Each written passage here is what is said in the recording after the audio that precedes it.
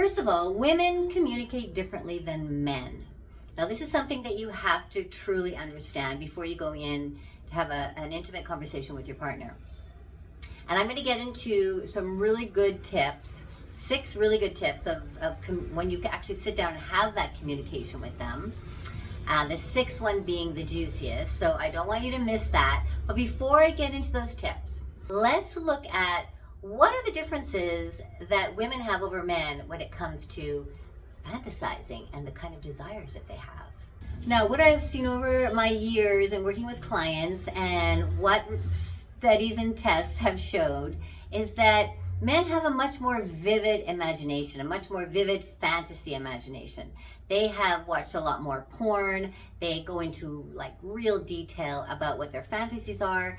Men have also spent time fantasizing about their wife being in the fantasies with them. More detailed, more taboo type of fantasies.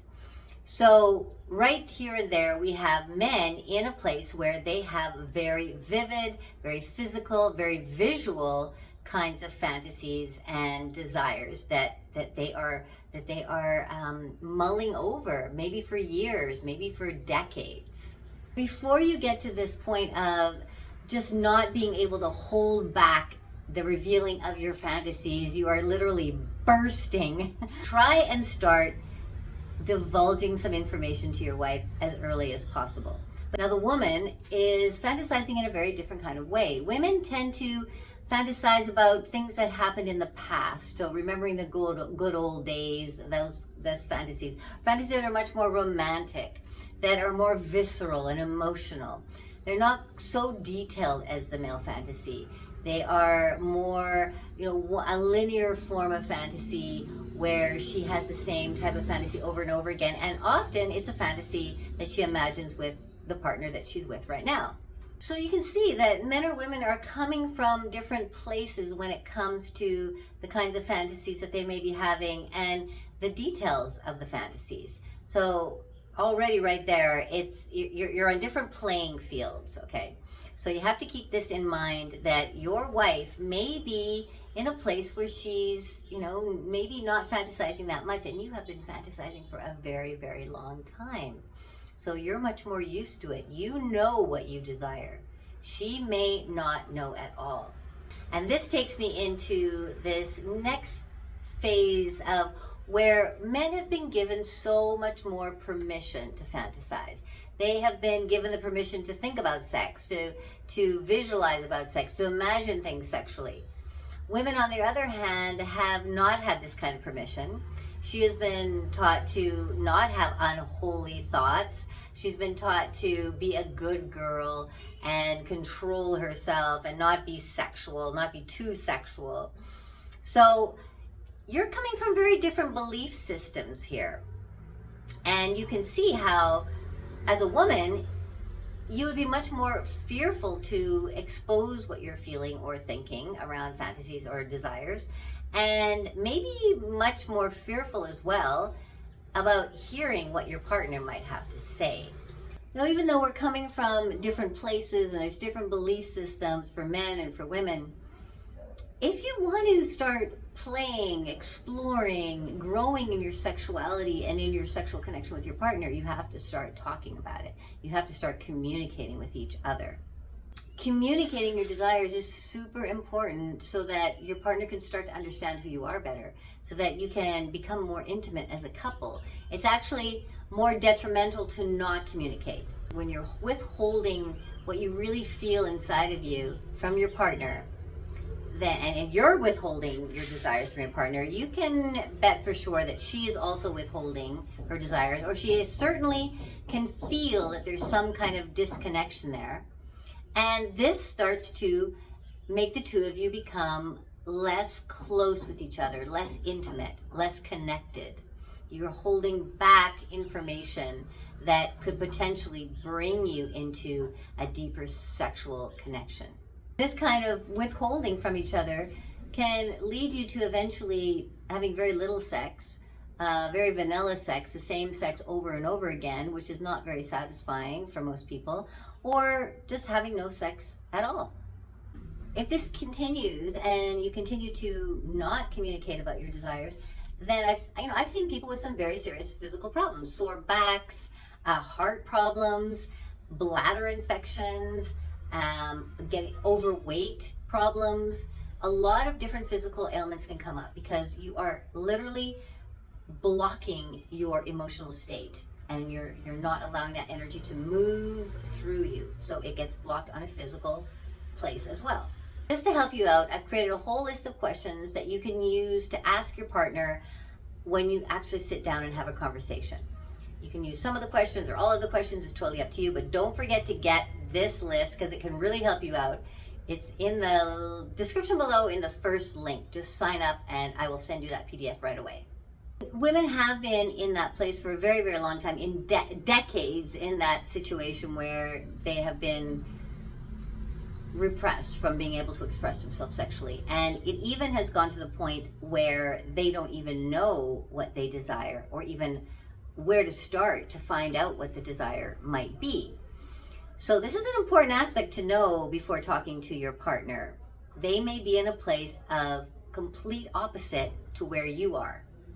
You're in fantasy land and big desires and all sorts of kinky things going on, and they are in a place of complete denial, unknown ability to even access their own desires and what they really want in a sexual manner. But this, of course, is changing more than ever now. There are a lot more women talking about sexuality, myself, experimenting, exploring, realizing that this is an important part to who we are as women and as human beings. And the female sexuality, which has been repressed for so long, is actually a superpower. This is not just a superpower for women, it's a superpower for men too, but the superpower for women has not been untapped. This is the nirvana. This is where you can really tap into some deep, gorgeous, blissful feelings. This is where you can heal yourselves, heal yourselves as a couple as well, where you can feel more youthful. The sexual energy is a place and an exploration of opening you up to a whole different realm of tapping into your body, of longevity, of deeper connection with each other. There's so much there. So let me get back to men and women communicate differently, because I have some tips that will help you communicate with your female partner in a very different manner that maybe you have not explored yet. And I hope that it will relax the situation much more for both of you and enable you guys to have a conversation that's going to be real, honest, that's going to open both of you up. Most importantly, I don't want you to give up. It's just too easy to back off and say, oh, well, they're not open, I just better not bring this back up again. There's always a way of communicating. There's always a way that you can find that can help, that can move into the connection that you can have with your partner. It's just finding what is the best way to go. Watch my video on how my husband came out to me as bisexual. That video might give you some ideas about communication. And the other video about me coming out to him about wanting to explore on my own. The first thing I'm going to talk about is eye connection, okay? Really look at them in the eye when you talk to them.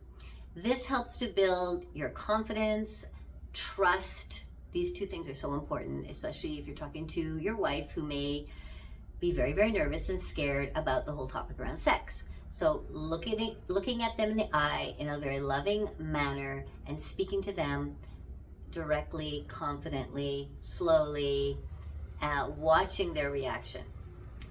The best way to do that is through the eye contact, okay? As you look at them in the eye, you could say something very simple like, honey, I would really like to talk to you about something very personal.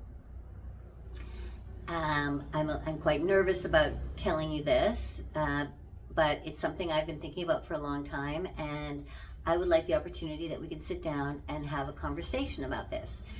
Is it an okay time to do that now? Or when would be a good time? Or let's make a time when we're both in a quiet situation where we can have this conversation. How does that sound to you?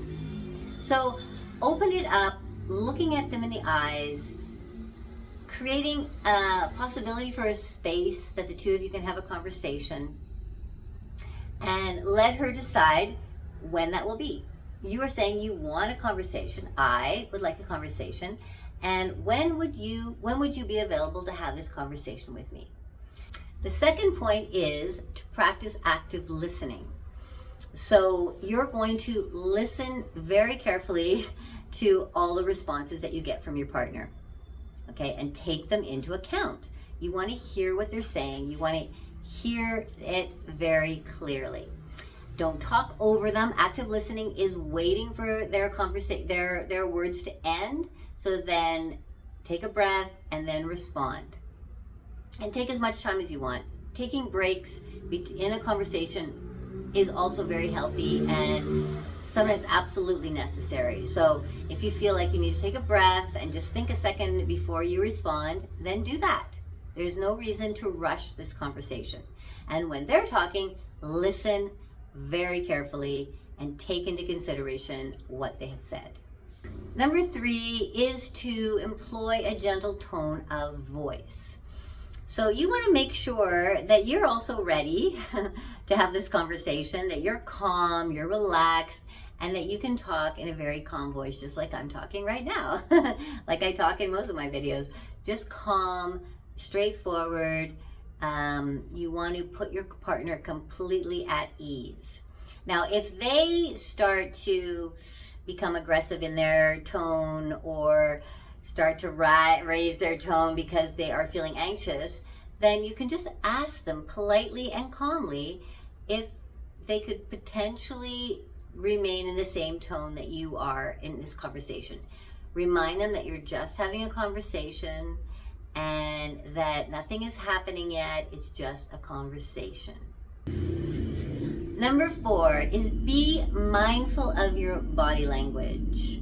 So what is your body language like as you are having this conversation with them? If you're sitting like this, all cross-legged, cross-armed, it doesn't feel very open. But if your arms are open, you're sitting comfortably, you're looking at them in the eye, maybe you touch their arm, be aware of your own body language, because this is something that maybe you are very nervous about discussing. You've held this in for a very long time. You don't know how she's going to react, so you're also scared, just like she's scared. And that's okay. That's okay. Just remember to take a breath and let your body relax. And you want them to feel relaxed. So in order for them to feel relaxed, you have to get into that state of relaxation. Always taking a breath helps. A big breath. And just, okay, now I'm ready to say the next thing. Number 5 is when you're talking to your partner and you're listening very carefully, it can help sometimes to repeat what they have said. So to reiterate what they have said so that you can make sure that you've heard it clearly and that they know that you have heard it clearly. So if she responds in a way of like, I don't know if that's something that I would like to do. You hear it. Now, this might be like, oh, maybe a bit of a shock because you don't know how you're going to deal with that. So you say, okay, what I've heard is that you really don't know what you'd like to do concerning my situation, concerning what I've just told you. It's good to repeat what you've heard because then it just clarifies things. It also allows you to think a little bit more deeply about how you're going to respond to what she said. Now, the 6th and the most important point, I think the most important point, is that you talk to your partner like they are your lover. Try to put aside the husband, the friend, the long-term friend, the husband, the dad, whatever. You are going to talk to them like they're your lover. Like, this is a part of your life. Your sexual, intimate, deep connection here is your lover archetype. So go into that feeling of like, I love you and I love having sex with you and I love sex. And that feeling that like the juiciness, compliments like it was your lover, sweet talk like it's your lover. this can help bring that sexual energy into the conversation. And just at whatever rate feels comfortable to you. You don't want to overplay it, and you don't want to fake it. So just talk in a way that feels comfortable to you. But if you feel it inside of you, that will make a big difference right there. And if you want to know more about being the lover, then check out my video about being the lover in the relationship, going back to being the lover. Go and get these questions that I put together for you that can help you get started in your conversation with your partner. First link in the description below. And I hope that this helps you. If you want some deeper help and some one-on-one coaching with you as a couple, then please contact me and we can set something up. Thank you very much for coming today. It was really great to talk to you about this very, very important conversation. You know now that you are you're on different pages here. You are coming from different belief systems, how men and women believe, what they believe about sex, and how they've been allowed to express themselves sexually. You understand that the communication styles are different, and I've given you 6 great tips to start communicating with your wife. And I hope this all helps, and this will get you started. And then there's the questions, and I think I've given you some really great tools to get started in a conversation. But thank you again for being here. Much love making.